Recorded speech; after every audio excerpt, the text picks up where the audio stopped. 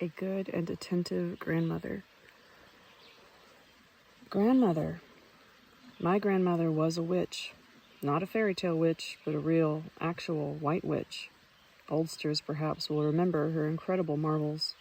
She lived in Ukraine in the village of Kuznichi in the Gorodnia district of Chernihiv region.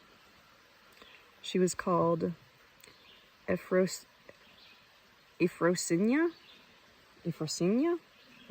and her last name was Verkhusha. These Russian names. On one occasion, when I was very young, I was present at one of her miracles.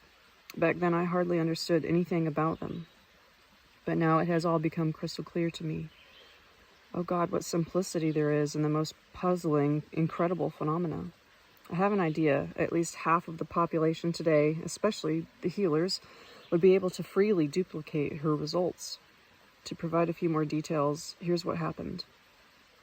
All my early childhood I spent in the Ukrainian countryside, in a small, white, straw-covered hut.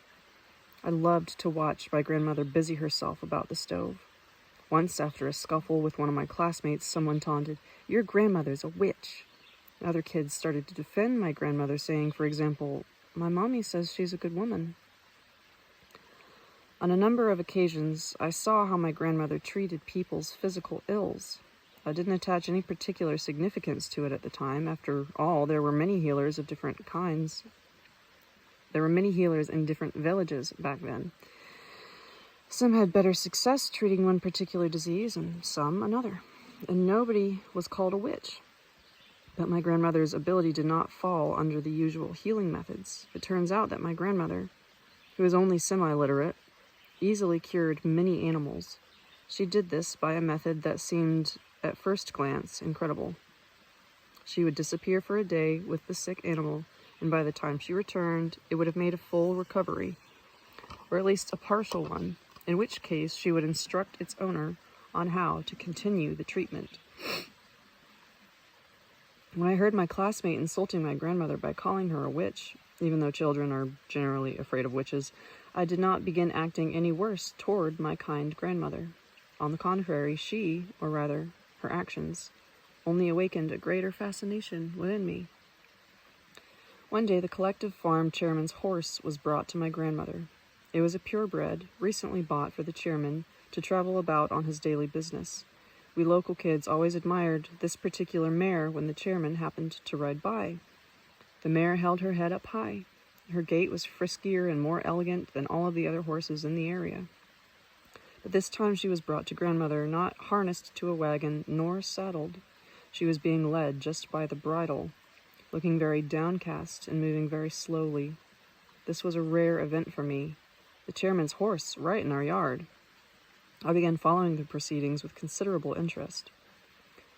Grandmother walked up to the mare and began stroking her, first from one side of her muzzle and then around the ear, all while quietly whispering soothing words. Then she unbridled the mare, taking the metallic bit out of her mouth.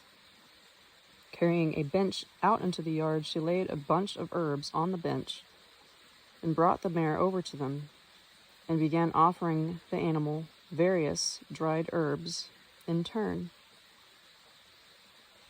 With some of them, the horse didn't pay any attention and turned away, while others she sniffed at and even took a small taste of them. The bunches that caught the mare's attention, grandmother threw into a water-filled iron pot which was standing over a coal fire, and finally dropped her nightcap into the mixture. I heard her tell people who had brought the horse to come the day after next.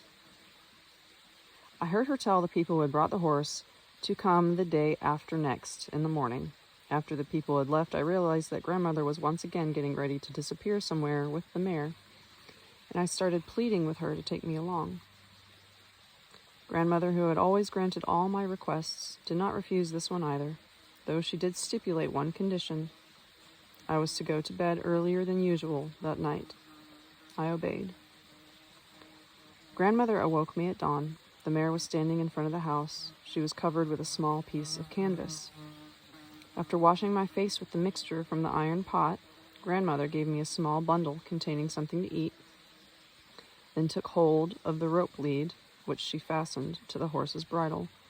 Presently we set off along the border, between the garden plots in the direction of the forest that started just beyond. We walked very slowly among the edge of the forest. To be more specific, grandmother walked alongside the mare and stopped each time the mare bent her head down to the grass to taste some kind of herb.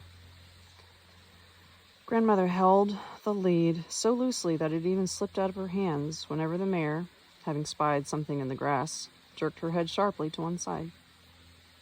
Occasionally, grandmother would keep on leading the horse further, but after coming to a new place, she would once again give her free rein.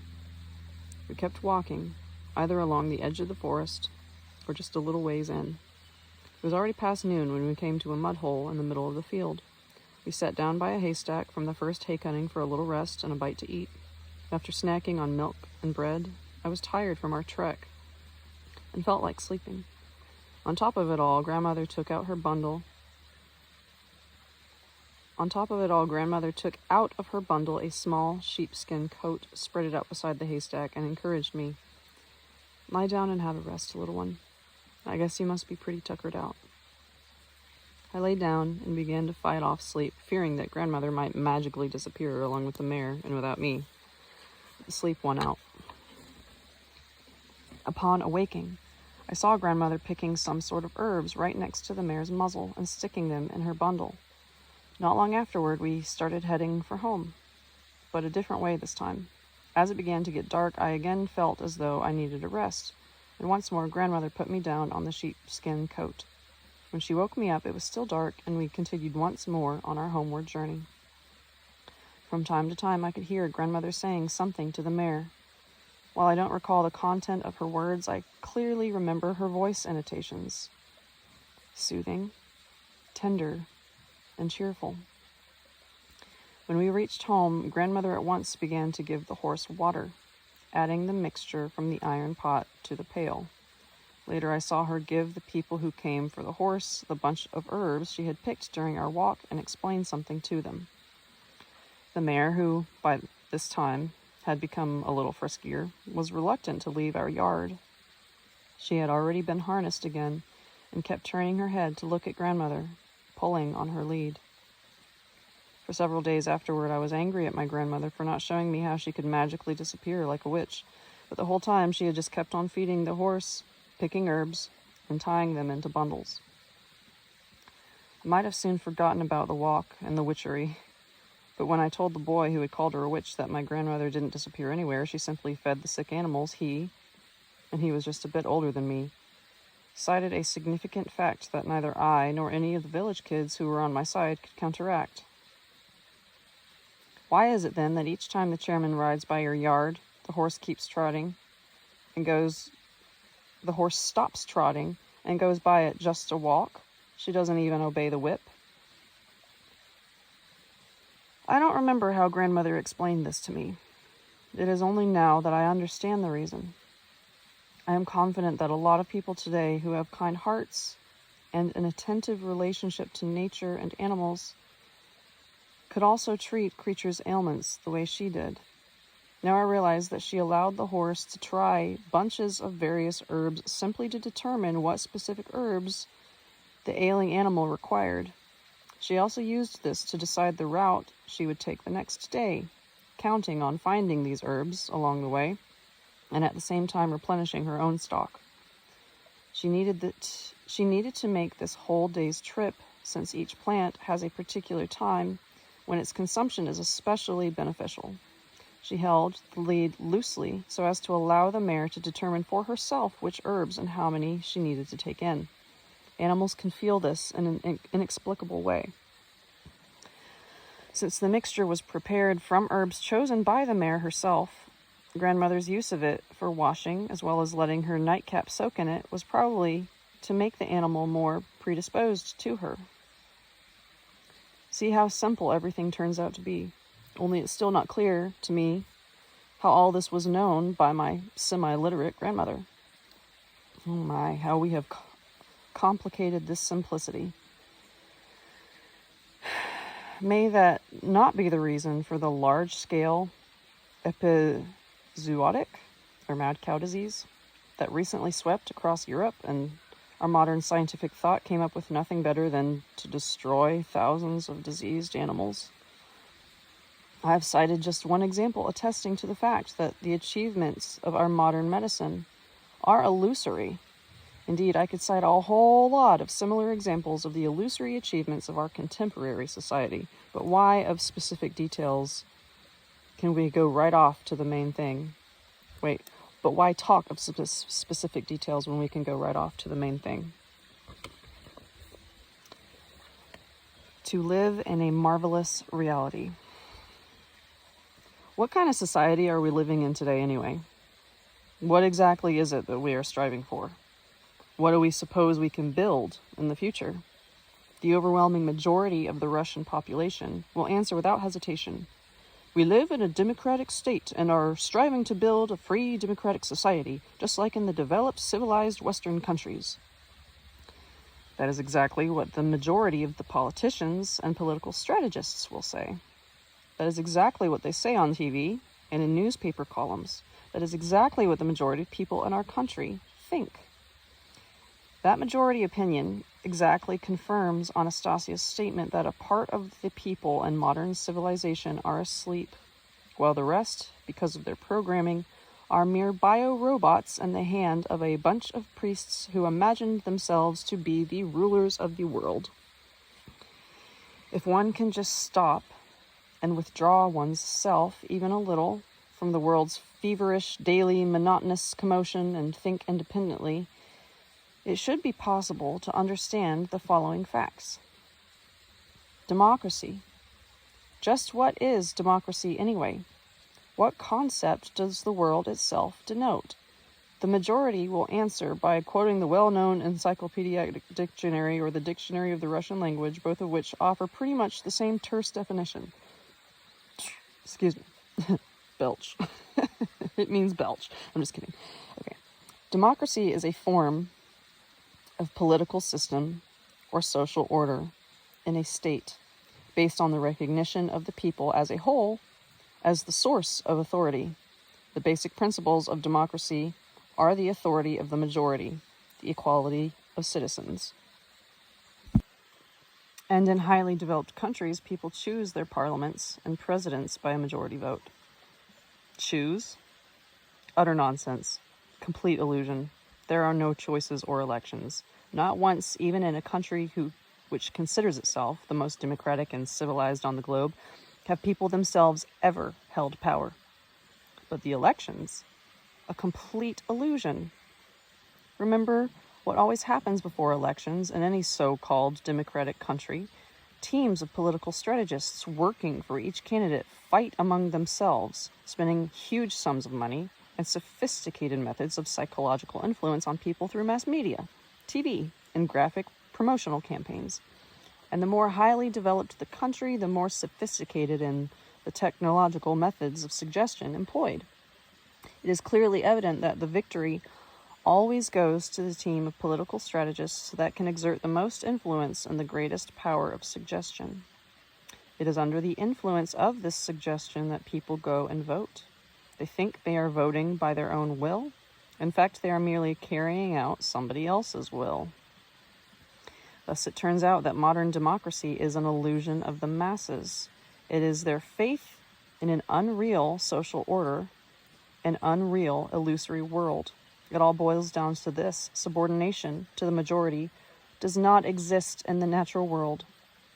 All the groups of plants, animals, and insects may be subject to instinct, the movement of the planets, the order established by nature, or the leader of a herd. And in human groupings, it is always the minority that is in control. It is not the majority that has fomented revolutions and wars, but the majority participated in revolutions and wars at the consciously directed suggestion of a minority.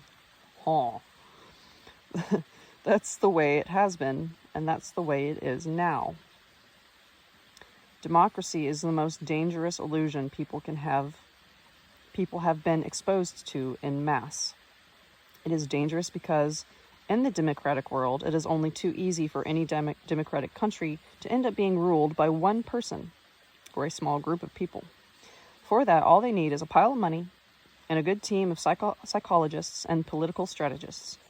And we, today's parents, living under the influence of illusions, are still trying to raise our children, but in actual fact, what we are doing is pushing, one might say, their consciousness into a world of illusion. We are in fact handing them over to somebody else's clutches, only not to God. We are handing them over to some kind of opposite God. God's world is not illusory. It is real and beautiful. It has its own unsurpassed fragrances, colors, shapes, sounds. The gates to this world are always open, and we are always free to enter. If only we can shake off the illusions that have been fettering into our consciousness. I too shall write my own book of canon for my descendants, indeed for myself. Among other things, I shall most certainly write the following. I, Vladimir Megré, lived in an age when mankind did not exist in the real world. Their flesh fed on the gifts of the real world, but their consciousness wandered in a world of illusion. This has been a very challenging period in people's lives. Right now, I am attempting to bring my consciousness back to the real world of the divine. This divine world of nature has suffered at the hands of people's consciousness. Suffered terribly. I realize this, and I am trying to help correct the situation. I will do whatever I can, even if it is only creating a design for my own domain. Perhaps even just a part of it. The main thing is to understand and have my children understand. As before, Anastasia sat quietly by and listened while I vented my reasonings aloud. When I stopped, she got up and walked over to the window and observed, "The stars are beginning to twinkle in the sky. It's time for me to go, Vladimir. You are right in many respects, but be careful not to let these new visions of reality make you want to control others. Get the better of such a temptation and do not join any organizations. Other people, too, are seeing this reality. Once they have organized, they will bring about a significant achievement on the earth. You will understand your own destiny in life." I'm not aiming to join anything or control anybody, Anastasia. But what is this destiny of mine which you speak about? The time will come when you feel this for yourself. Right now, lie down on the bed and go to sleep and rest. You're excited. It is possible that an untrained heart will not be able to withstand such excitement. Yeah, I know. If I go to sleep, you'll go away. You always do. Sometimes I have a strong desire for you to stay and not go away. I want you to be always beside me.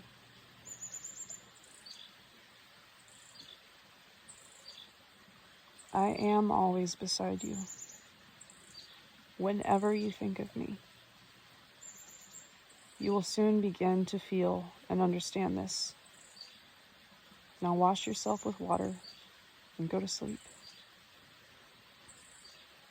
I can't sleep. Lately I haven't been sleeping all that well. My thoughts have been keeping me awake. I shall help you, Vladimir. Would you like me to read some of the poetry your readers have sent in? Sing you a lullaby?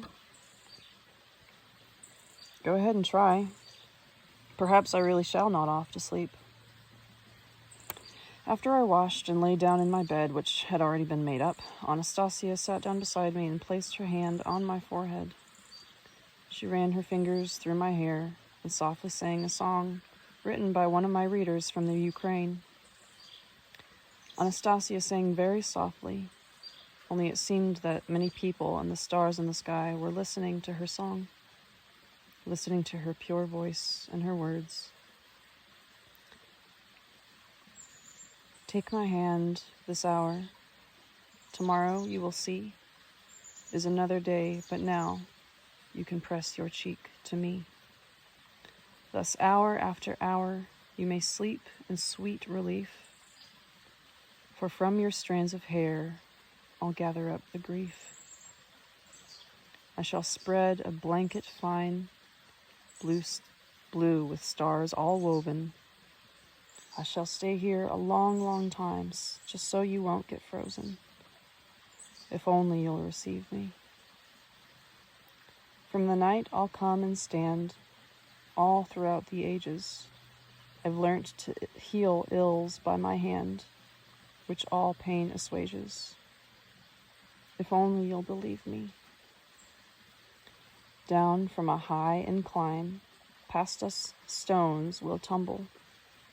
I know ahead of time where you are going to stumble. Into church and palace you'll go, a hero bright.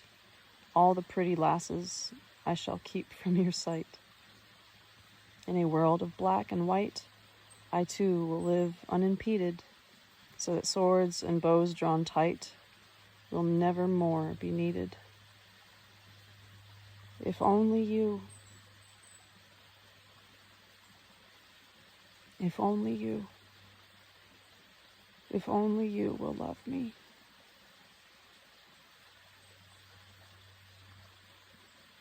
I'll let loyal sparrow fly up and team with crane in the heavens above you. I dare not come into your dream. Too tenderly I love you. Footnote: with crane in the heavens above you, a reference to the Russian proverb, better to have a sparrow or titmouse or chickadee in one's hand than a crane in the sky. Like its English counterpart, a bird in the hand is worth two in the bush. It suggests a cautious, conservative approach to life, which the poet's heroine now finds herself ready to give up, releasing the sparrow so that she may join the crane in the sky.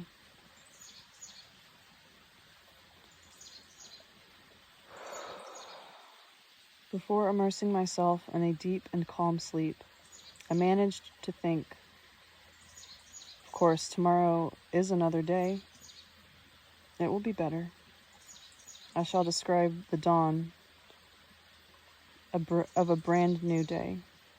And many people will start writing in their books of kin about how splendid new beginnings have been drawing on mankind. And these will be the greatest historical books for their descendants for thousands of years of time. And one of them will be mine. Tomorrow I shall start writing a new book, and now I shall be able to give it a more coherent sounding design. And the new book will define a new historic turning point for the people of the earth, a turning to the marvelous reality of the divine. Until we meet again, dear readers, in this new and marvelous reality. Vladimir Megré.